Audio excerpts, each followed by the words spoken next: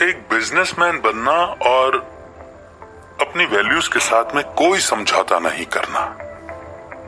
जब हम ऐसे बिजनेसमैन की तरफ नजर डालते हैं और खासतौर से जब वो इंडिया के हों, तब हमारे सामने कुछ नाम स्पष्ट रूप में निकल करके आते हैं और ऐसे ही कुछ नामों में से एक नाम है नारायण मूर्ति का, जिन्हें न केवल एक बिजनेसमैन के तौर पर जाना जाता है बल्कि एक अच्छे समाज सेवी के तौर पर भी जाना जाता है।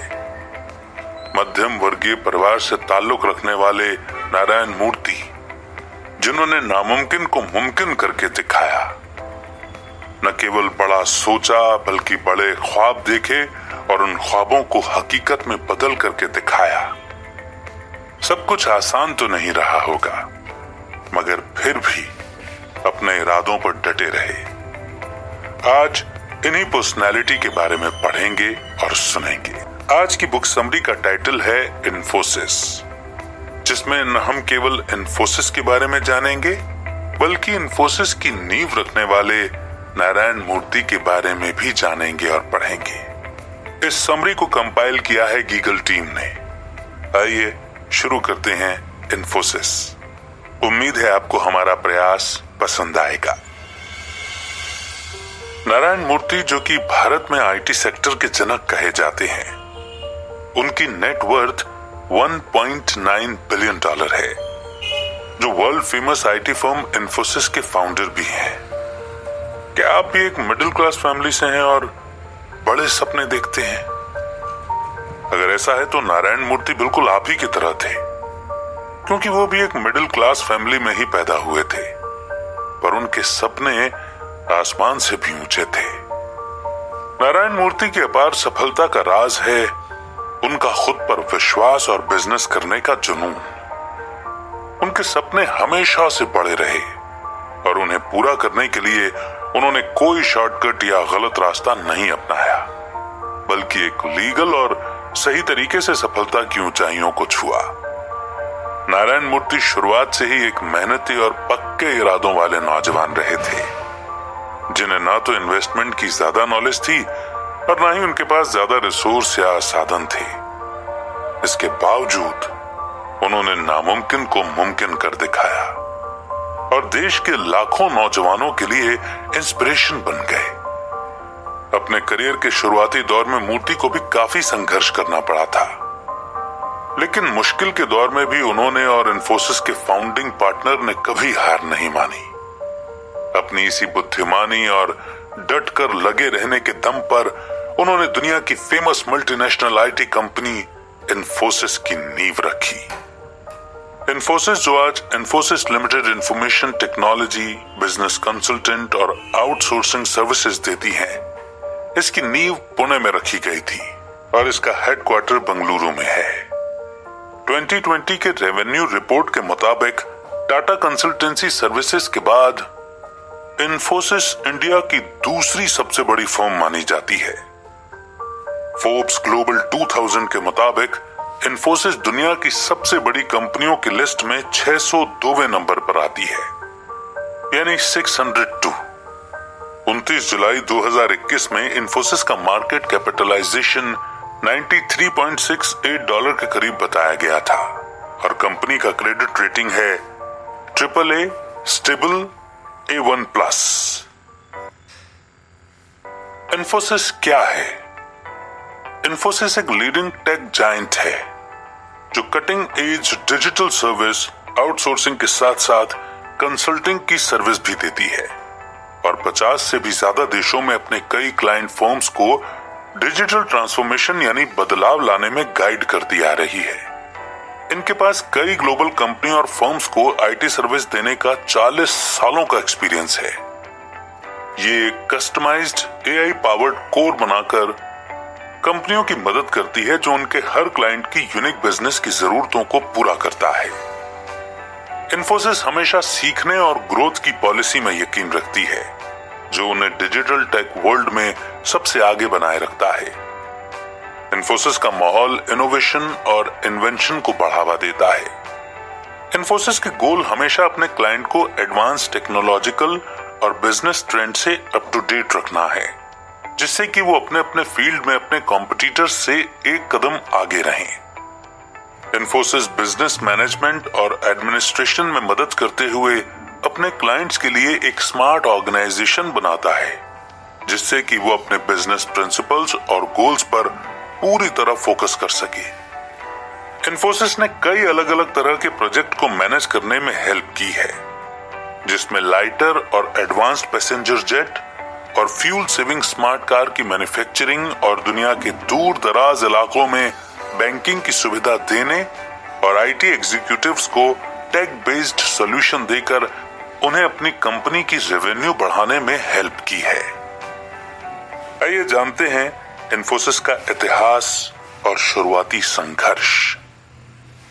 सन 1981 में Narayana Murthy, Nandan Nilekani, N S. Raghavan, S. Gopal Krishnan, S D. Shibulal, K. Dinesh और अशोक अरोरा की टीम ने पुणे से इन्फोसिस की शुरुआत की। ये सभी लोग पटनी कंप्यूटर सिस्टम्स के एक्स एम्प्लॉइज थे। मूर्ति ने 10,000 की शुरुआती रकम के साथ इन्फोसिस कंसल्टेंट्स की नींव रखी। उन्हें ये पैसे उनकी पत्नी सुधा मूर्ति ने अपनी सेविंग्स में से उधार दिए थे। कंपनी का ऑफिस पहले मूर्ति के घर के रूम से शुरू किया गया था। हालांकि जो एड्रेस उनके ऑफिस के तौर पर रजिस्टर्ड था वो राघवन के घर का था। इसके बावजूद आपको ये जानकर हैरानी होगी कि इन्फोसिस के पहले एम्प्लॉय नारायण मूर्ति नहीं थे, बल्कि एन.एस. राघवन थे। मूर्ति चौथे ऑफिशियल मेंबर थे, क्योंकि तब तक वो बतौर एम्प्लॉय पटनी कंप्यूटर में काम कर रहे थे और 1 साल बाद जाकर उन्होंने रिजाइन किया था।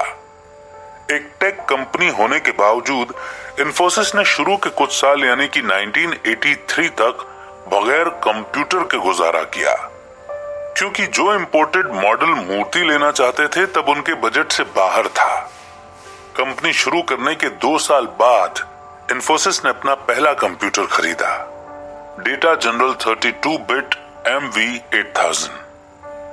1981 में ग्लोबल इकोनॉमी में गिरावट के चलते इन्फोसिस को भारी नुकसान उठाना पड़ा। इस दौरान फाउंडिंग पार्टनर्स में से एक अशोक अरोरा इन्फोसिस छोड़कर चले गए। मूर्ति ने बाकी बचे मेंबर्स को इस मुश्किल घड़ी में चेतावनी देते हुए कहा था, अगर बाकी लोग भी छोड़ना चाहते हैं तो अभी छोड़ सकते हैं, लेकिन मैं आखिरी दम तक हार नहीं मानूंगा और कुछ न कुछ करके दिखाऊंगा। तब नीलेकणी, गोपाल कृष्णन, शिबुलाल, दिनेश और राघवन ने यह फैसला किया कि वो अपने स्टार्टअप को कभी नहीं छोड़ेंगे और अपनी पार्टनरशिप बरकरार रखेंगे। फिर 1983 में इन्फोसिस कॉर्पोरेट हेडक्वार्टर को बेंगलोर में शिफ्ट कर दिया गया।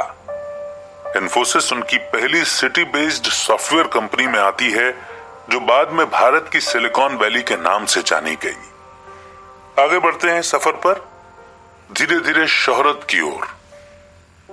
1993 में इन्फोसिस को इंडियन एक्सचेंज में लिस्ट कर लिया गया था।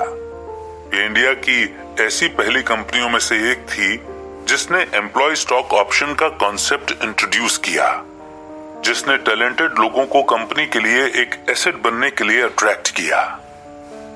मुश्किलों और चुनौतियों को पार करते हुए इन्फोसिस धीमी रफ्तार से ही सही मगर लगातार आगे बढ़ती रही और 1999 में $100 मिलियन के रेवेन्यू पर पहुंच गई।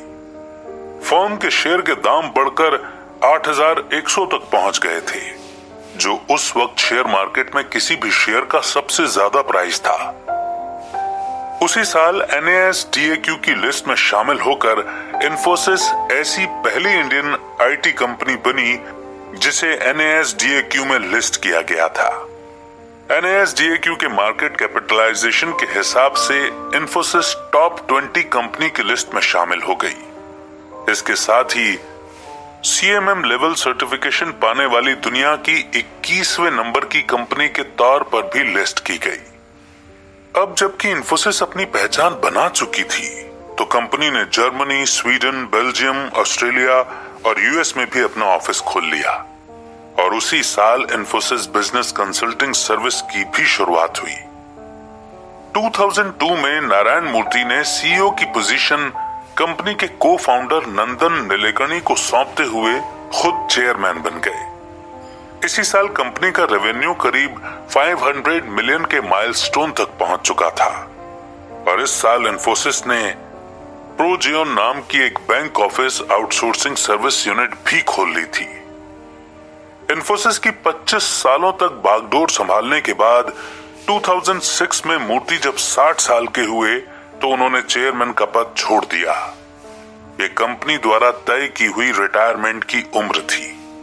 वो कंपनी के नॉन एग्जीक्यूटिव चेयरमैन और मेंटर बने रहे। 2004 में $1 बिलियन और 2017 में $10 बिलियन तक पहुंचने के साथ इन्फोसिस लगातार ग्रो करती जा रही थी। एक बार फिर से लौटते हैं और शुरुआती दौर की मुश्किलों पर एक नजर डालते हैं। शुरुआत में इन्फोसिस को काफी संघर्ष करना पड़ा था क्योंकि उस वक्त के कुछ ग्लोबल प्रॉब्लम्स थे और ऊपर से 1980 के नियंत्रित गवर्नमेंट की वजह से नए बिजनेस को पैर जमाने में मुश्किलें आती थी। कंपनी के फाउंडिंग मेंबर्स को अपनी कंपनी के लिए एक कंप्यूटर और फोन लेने के लिए 12 महीने तो केवल परमिशन लेने में ही लग गए थे। इस दौरान उन्होंने दिल्ली के 15 चक्कर लगाए, तब जाकर वो कंपनी के लिए जरूरत की चीजें जुटा पाए।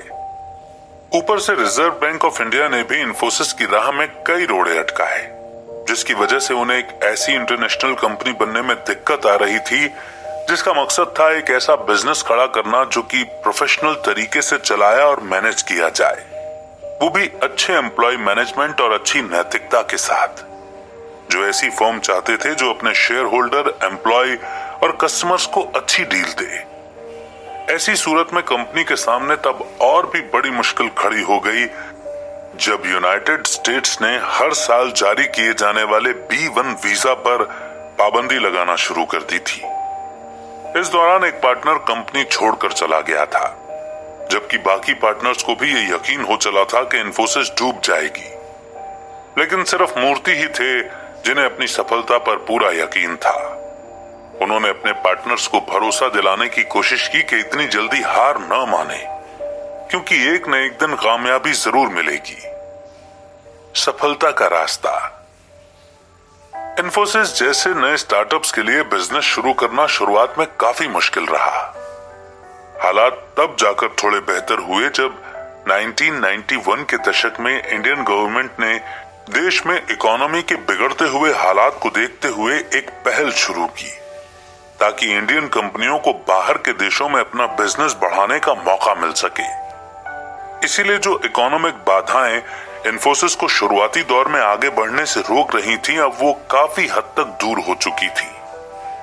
अप्रैल 2004 में इन्फोसिस की टोटल एनुअल रेवेन्यू करीब 1.06 बिलियन तक पहुंच चुकी थी, जो कि पिछले फाइनेंशियल साल के मुकाबले लगभग 33% ज्यादा थी।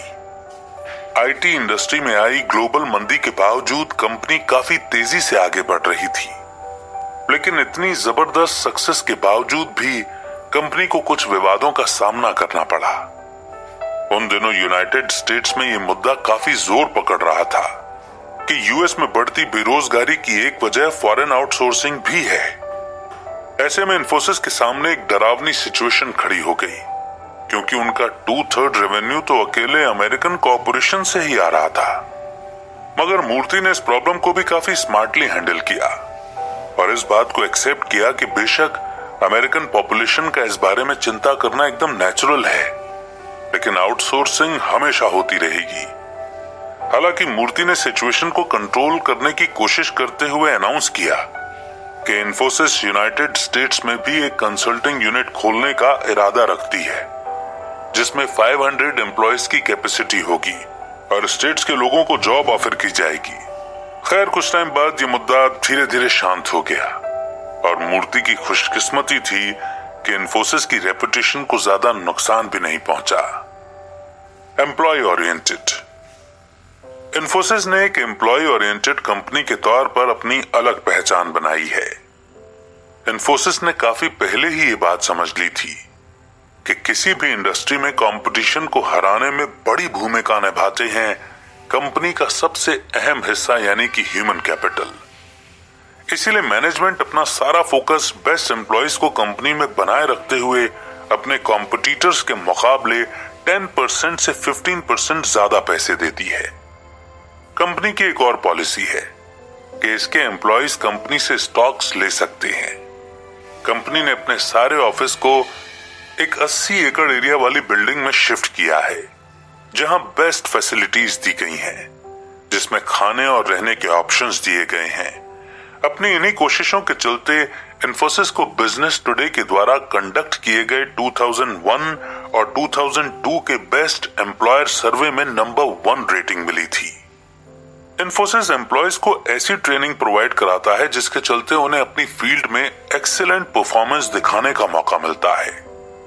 एक टॉप क्लास काम करने का माहौल और सैलरी के साथ कई बेनिफिट्स भी एम्प्लॉयज को दिए जाते हैं। कंपनी में एम्प्लॉयज के लिए open door policy, emergency support, एक फॉर्मल ग्रीवेंस रेजोल्यूशन प्रोग्राम और कॉम्प्रिहेंसिव हेल्थ प्लेटफॉर्म जैसी फैसिलिटीज रखी गई हैं। दी हेल यानी कि health assessment and lifestyle enrichment routine checkup offer करने के साथ stress management class, mental health counselling के साथ कई और भी हेल्थ से जुड़ी सर्विसेज देता है। इन्फोसिस का फोकस हमेशा से ही वर्क लाइफ बैलेंस क्रिएट करने पर रहा है, जिसके लिए कंपनी अपने एम्प्लॉयज के इंटरेस्ट को देखते हुए वीकली इवेंट्स वगैरह आए दिन ऑर्गेनाइज करती रहती है। प्रोडक्ट और सर्विस। कुछ खास प्रोडक्ट और सर्विस जो इन्फोसिस ऑफर करती है वो है इन्फोसिस कंसल्टिंग, एक international management consulting service, cloud based enterprise transformation service, engineering service, digital marketing, NIA यानी कि next generation integrated AI platform जो कि पहले माना के नाम से जाना जाता था। NIA एक next generation artificial intelligence platform है जो कंपनी के फर्स्ट AI प्लेटफॉर्म यानी कि इन्फोसिस माना और असिस्ट एज और इसके रोबोटिक प्रोसेस ऑटोमेशन सॉल्यूशन पर बेस्ड है। और साल भर के अंदर ही कंपनी अपने इन प्रोडक्ट्स के जरिए 50+ क्लाइंट्स को अट्रैक्ट करने में और अलग अलग इंडस्ट्री सेक्टर के 150 से ज्यादा एंगेजमेंट लेने में कामयाब रही है। इन्फोसिस निया एक ऐसा नेक्स्ट जनरेशन प्लेटफॉर्म है जो कि अलग अलग बिजनेस प्रॉब्लम के लिए ब्रेक थ्रू सोल्यूशन ऑफर करता है, जिसमें रेवेन्यू फोरकास्टिंग और क्या प्रोडक्ट जरूरी है जैसी इंफॉर्मेशन के साथ साथ कस्टमर बिहेवियर एनालाइजेशन, कॉन्ट्रैक्ट और लीगल डॉक्यूमेंट्स को गहराई से समझना, कॉम्प्लायंस को समझना और फ्रॉड जैसे प्रॉब्लम शामिल हैं। Infosys information platform, analytics platform, IIP एक ऐसा एनालिटिक्स प्लेटफॉर्म है जो कि डेटा इंजीनियरिंग और data science requirement, enabling injection to data visualization जैसी सर्विस के लिए एक वन स्टॉप सोल्यूशन ऑफर करती है। ये स्केलेबल है और 1 क्लिक लॉन्च ऑफर करती है।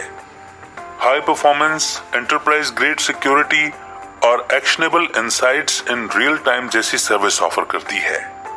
फाइनली एक global banking platform, Finacle EdgeVerve systems Infosys की ही एक advanced digital banking solution suite है। फिनिकल कन्वेंशनल और नए फाइनेंशियल इंस्टीट्यूशंस को डिजिटल ट्रांसफॉर्मेशन में मदद करते हुए उन्हें customer satisfaction, larger ecosystem play, insights based interaction और ऑल ओवर ऑटोमेशन करने में हेल्प करती है। आज की तारीख में 100 से भी ज्यादा देशों के बैंक अपने यहाँ फिनेकल एम्प्लॉय करके 1 बिलियन से भी ज्यादा कस्टमर्स और 1.3 बिलियन बैंक अकाउंट्स को सर्विस प्रोवाइड कर रहे हैं। फिनेकल सॉल्यूशंस एक बड़े पैमाने पर अलग अलग बैंकिंग प्रॉब्लम को सॉल्व करते हैं, जैसे treasury, payment, core banking, omni channel banking, liquidity management, Islamic banking, analytics, wealth management, artificial intelligence और फाइनेंशियल इंस्टीट्यूट्स की ब्लॉकचेन जरूरतें शामिल हैं, ताकि ये पक्का हो सके कि वो स्मूथली चल सके। असेसमेंट करने पर यह बात निकलकर सामने आई कि ग्लोबल लेवल पर 1250 बैंक्स में से जो institution Finacle core banking solution से चल रहे थे, उनका बाकियों के मुकाबले कॉस्ट टू इनकम रेशियो 7.2 कम था। पनाया क्लाउड स्वीट। पनाया एक इजरायली सॉफ्टवेयर कंपनी है जिसे इन्फोसिस ने फरवरी 2015 में $200 मिलियन में खरीदा था।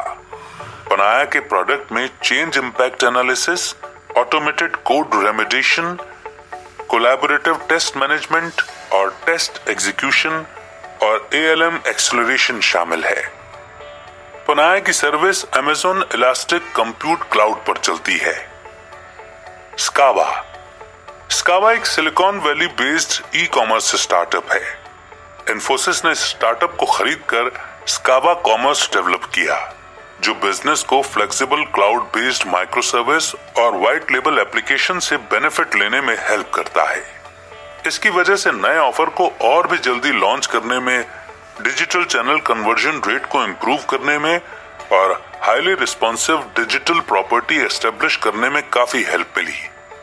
ये प्लेटफॉर्म बड़ी आसानी से मौजूदा टेक्नोलॉजीज के साथ जुड़ जाता है और आर्टिफिशियल इंटेलिजेंस की मदद से नेक्स्ट जनरेशन शॉपिंग एक्सपीरियंस के लिए एक आर्किटेक्चर प्रोवाइड करता है। साथ ही ये natural language processing, machine learning और वर्चुअल रियलिटी जैसे सॉल्यूशन भी प्रोवाइड कराता है। एम्प्लॉय 2021 में इन्फोसिस कंपनी में टोटल एम्प्लॉयज का नंबर था 2,59,619, जो इन्फोसिशियंस के नाम से भी फेमस है। इनमें से करीब 38.6 फीमेल थी। 2,29,658 के करीब एम्प्लॉयज सॉफ्टवेयर प्रोफेशनल्स थे, जबकि 13,796 सपोर्ट और सेल्स में काम कर रहे थे। 2016 में 89% के करीब इन्फोसिस एम्प्लॉयज इंडिया में लोकली काम कर रहे थे। 2019 में इन्फोसिस में प्रोस्पेक्टिव एम्प्लॉयज की तरफ से 23,33,420 जॉब एप्लीकेशन रिसीव हुई थी, जिनमें से 1,80,225 कैंडिडेट के इंटरव्यू हुए और 4% हायरिंग रेट के जरिए करीब 94,324 एम्प्लॉयज को हायर किया गया। 2019 के फाइनेंशियल ईयर में इन्फोसिस लिमिटेड और इसकी सब्सिडियरी की मिलाकर जॉब छोड़ने की रेट 21.5% है। आइए जानते हैं मैसूर में ट्रेनिंग सेंटर के बारे में। Mysore based Infosys global education centre world की लार्जेस्ट कॉर्पोरेट यूनिवर्सिटी मानी जाती है, जो 337 एकड़ में फैली है। इस कैंपस के अंदर 400 इंस्ट्रक्टर्स और 200 क्लासरूम्स हैं, जिनका मकसद है इंटरनेशनल स्टैंडर्ड की एजुकेशन प्रोवाइड कराना। इसकी फाउंडेशन 2002 में रखी गई थी और जून 2015 तक इस कैंपस से करीब 1,25,000 इंजीनियरिंग ग्रेजुएट ट्रेनिंग पूरी करके निकले थे। इस इंस्टीट्यूट की कैपेसिटी का अंदाजा इस बात से लगाया जा सकता है कि ये इंस्टीट्यूट किसी भी वक्त करीब 14,000 एम्प्लॉयज को कई अलग अलग टेक्नोलॉजी में ट्रेनिंग प्रोवाइड कर सकता है। इन्फोसिस लीडरशिप इंस्टीट्यूट, जहां 196 रूम हैं और हर साल यहां से 4,000 ट्रेनी ट्रेनिंग लेकर जाते हैं। इस इंस्टीट्यूट का गोल है इन्फोसिस के सीनियर लीडर्स को ट्रेनिंग देकर उन्हें फ्यूचर के लिए तैयार करना, ताकि वो आगे चलकर एग्जीक्यूटिव लीडरशिप की पोजीशन संभाल सकें। ये सेंटर अलग अलग तरह की एक्स्ट्रा करिकुलर एक्टिविटीज और स्पोर्ट्स जैसे tennis, badminton, basketball, swimming pool और जिम जैसी फैसिलिटीज भी प्रोवाइड करते हैं। Corporate governance, accountability and awards achieved. Infosys का मकसद है कॉर्पोरेट गवर्नेंस अचीव करना। कॉर्पोरेट गवर्नेंस एक ऐसी पॉलिसी लीगल और टिकाऊ तरीके से शेयर होल्डर वैल्यू को मैक्सिमाइज करने में हेल्प मिलती है। इन्फोसिस दावा करती है कि उनकी कंपनी में हर स्टेक होल्डर, चाहे वो इन्वेस्टर हो या कस्टमर या कम्युनिटी, वेंडर पार्टनर और उन देशों की गवर्नमेंट जहां जहां उनकी ब्रांच है, सबको बराबर समझा जाता है। इन्वेस्टर के भरोसे को बढ़ाने के लिए कॉर्पोरेट गवर्नेंस एस्टेब्लिश करना बेहद जरूरी है। इन्फोसिस अपना एक कल्चर और पॉलिसी फॉलो करती है, जो कि इनके स्टेक होल्डर्स के साथ इनकी रिलेशनशिप को और भी बेहतर और स्ट्रॉन्ग बनाते हैं और कोर वैल्यूज के लिए इनकी कमिटमेंट को दिखाते हैं। इन्फोसिस में ईमानदारी और एक्सीलेंट परफॉर्मेंस हमेशा साथ साथ चलती है। इन्फोसिस ये मानती रही है कि वो अपनी कंपनी में इंटरनेशनल कॉर्पोरेट गवर्नेंस फॉलो करने के लिए पूरी तरह से कमिटेड है, ताकि शेयर होल्डर्स के साथ लॉन्ग टर्म रिलेशनशिप रखे जा सके। इसके अलावा इन्फोसिस ने अपने हर बिजनेस डिसीजन के अंदर माइनॉरिटी के हक को बचाने पर हमेशा से ध्यान दिया है। नारायण मूर्ति की जिंदगी पर एक नजर डालते हैं। नारायण मूर्ति का जन्म 20 अगस्त 1946 में कोलार, कर्नाटका में मैसूर बेस्ड कन्नड़ माधवा ब्राह्मण एक मिडिल क्लास फैमिली में हुआ था। मूर्ति के 8 भाई और एक बहन थी। उनके पिता हाई स्कूल में पढ़ाते थे। बड़े होकर मूर्ति एक काबिल सॉफ्टवेयर इंजीनियर और एंटरप्रेन्योर बने, जिन्होंने इंडिया की सबसे सम्मानित software company Infosys technologies limited की नींव रखी। मूर्ति ने अपनी शुरुआती पढ़ाई गवर्नमेंट स्कूल से की थी। बाद में 1967 में उन्होंने मैसूर यूनिवर्सिटी से इलेक्ट्रिकल इंजीनियरिंग की डिग्री ली। 1969 में उन्होंने Indian institute of technology Kanpur से मास्टर्स डिग्री कंप्लीट की। 1970 के दशक में मूर्ति पेरिस गए, जहां उन्होंने कई अलग अलग प्रोजेक्ट में काम किया, जिनमें चार्ल्स डे गुले एयरपोर्ट में एयर कार्गो मैनेजमेंट में ऑपरेटिंग सिस्टम प्रोजेक्ट भी शामिल था। बाद में जब वो इंडिया लौटे तो उन्हें पुणे में कंप्यूटर सिस्टम कंपनी में जॉब मिल गई, लेकिन मूर्ति इस जॉब से बहुत ज्यादा संतुष्ट नहीं थे। वे हमेशा से ही खुद की कंपनी खोलना चाहते थे। फिर जब उन्होंने जॉब छोड़कर अपनी कंपनी स्टार्ट की तो उसके बाद फिर पीछे मुड़कर नहीं देखा और 1990 तक उनकी कंपनी धीरे धीरे लगातार ग्रो करती रही। 1990 के दशक में इकोनॉमिक डीरेगुलेशन और लिबरलाइजेशन को इंडियन गवर्नमेंट की मंजूरी मिलने की वजह से इंडिया के आईटी और कंप्यूटर सेक्टर में उछाल आया। ये एक ऐसी गोल्डन अपॉर्चुनिटी थी जिसे मूर्ति ने हाथों हाथ लिया और अपना सारा फोकस कंपनी के क्लाइंट बेस पर करते हुए अपनी सर्विस को बढ़ाने का फैसला किया। मूर्ति ने कई इंटरनेशनल बिजनेस के साथ डील साइन करके उन्हें consulting, software development, system integration और प्रोडक्ट इंजीनियरिंग जैसी सर्विसेज प्रोवाइड कराई। ये मूर्ति और उनकी टीम की कड़ी मेहनत और लगन ही थी कि इन्फोसिस का नाम NASDAQ लिस्ट में शामिल हुआ। इस तरह से इन्फोसिस पहली इंडियन कंपनी बनी जिसे अमेरिकन स्टॉक एक्सचेंज में जगह मिली। इसके अगले ही साल एशिया वीक मैगजीन के ईयरली लिस्ट में power 50 of the most influential people of Asia में से एक मूर्ति भी थे। 1998 से 2000 तक लगातार 3 साल मूर्ति बिजनेस वीक के स्टार्स ऑफ एशिया बने रहे। इसके अलावा 2003 में फॉर्च्यून मैगजीन ने मूर्ति को Asian businessman of the year के खिताब से नवाजा। 2006 में मूर्ति ने 60 साल की उम्र में रिटायरमेंट ले ली और अपने पीछे 3 बिलियन एनुअल रेवेन्यू और 70,000 एम्प्लॉइज वाली एक मल्टीनेशनल कंपनी छोड़ गए। 2009 में उन्हें लीजन ऑफ ऑनर का अवार्ड दिया गया। नारायण मूर्ति की पत्नी का नाम सुधा मूर्ति है, जो खुद एक इंजीनियर और भारतीय कल्याण सेवी हैं। इसके साथ ही वे एक जानी मानी ऑथर भी हैं। अपनी पत्नी की तरह ही मूर्ति भी समाज सेवक हैं, जो सोशल भलाई के कामों में बढ़ चढ़कर हिस्सा लेते रहे हैं। लोगों में मूर्ति की इमेज एक सोशल और मिलनसार शख्स के तौर पर है, जो अलग अलग सोशल मुद्दों को लेकर और देश की भलाई के लिए आवाज उठाते रहते हैं। मूर्ति कई सोशल मुद्दे जैसे इलेक्शन, बेरोजगारी, गरीबी को लेकर अपनी चिंता जताते रहे हैं। जो लोग उन्हें जानते हैं उनके मुताबिक मूर्ति एक बेहद सुलझे हुए, समझदार और मददगार इंसान है और बड़ी ही एफिशिएंसी के साथ इन्फोसिस को चलाते रहे हैं। और अब इस समरी का सार यानी कि कंक्लूजन। आज के इस कॉम्पिटिटिव मार्केट में किसी भी नए स्टार्टअप के लिए सरवाइव करना काफी मुश्किल होता है। हर नई कंपनी का एक ही गोल होता है कि वो ग्लोबल सक्सेस पाना चाहती है, लेकिन इसके लिए सिर्फ प्रॉफिट कमाना ही काफी नहीं है।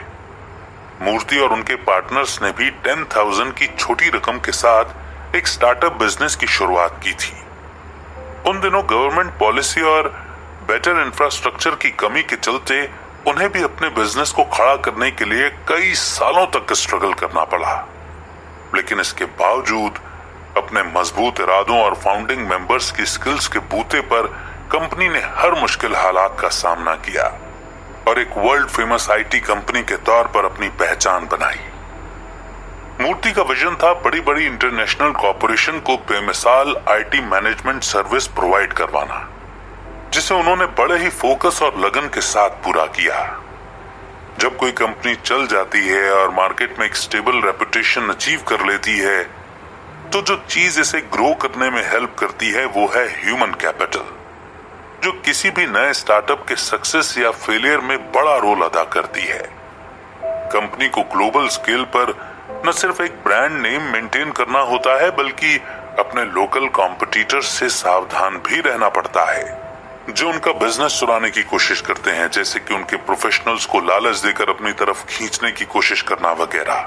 लेकिन इन सब के बावजूद इन्फोसिस अपने ह्यूमन कैपिटल को सिक्योर करने में कामयाब रही, जो हमेशा इन्फोसिस के वैल्यूएबल एम्प्लॉइज बनकर कंपनी की तरक्की में अपना वैल्यूएबल योगदान देते रहे।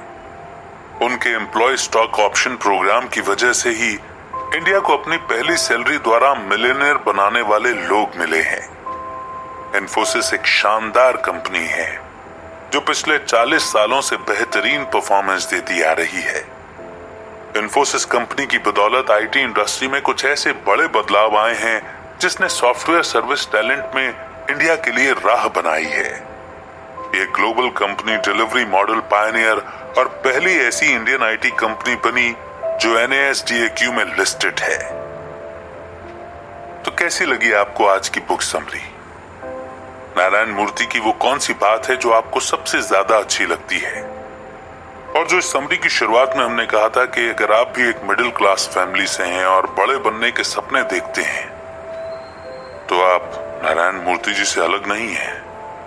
बस फैसला करना होता है और डटकर उस राह पर चलना होता है। जब आप अपनी वैल्यूज को पकड़कर चलते हैं और उन वैल्यूज के साथ में कोई भी समझौता नहीं करते, तो ये जिंदगी भी आपके लिए राह बनाती चली जाती है। ये बात और है कि कुछ का साथ छूटता है तो कुछ नए साथी भी मिलते हैं। तो इस समरी को सुनकर के आपके मन में क्या ख्याल आया? क्या आपको इन्फोसिस जैसी एक कंपनी में जॉब करना है या फिर इन्फोसिस जैसी एक कंपनी बनानी है जहां पर एक आप अच्छा वर्क कल्चर और अच्छा एम्प्लॉय सेटिस्फेक्शन वाला माहौल एनवायरनमेंट क्रिएट करेंगे? बुराई दोनों में ही नहीं है, लेकिन दोनों के लिए आपको डटकर मेहनत करनी होगी। तो क्या ख्याल है आपका? जरूर कमेंट सेक्शन में लिखिएगा। आपके कमेंट्स का इंतजार रहेगा।